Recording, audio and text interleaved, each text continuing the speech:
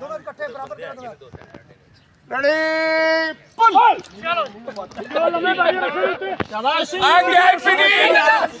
शाबाश ठीक है वेल डन लंबे आ जाओ खिंचो 1 2 गो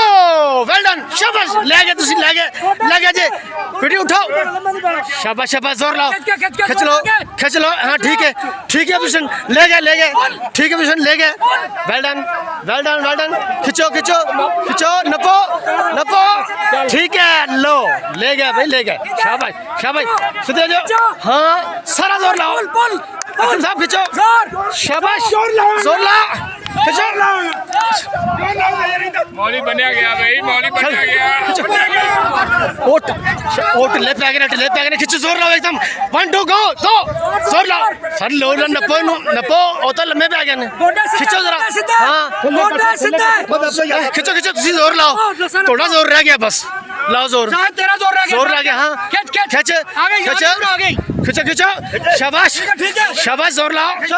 एंड 1 2 गो शाबाश वेल डन शाबाश ठीक है वेल डन शाबाश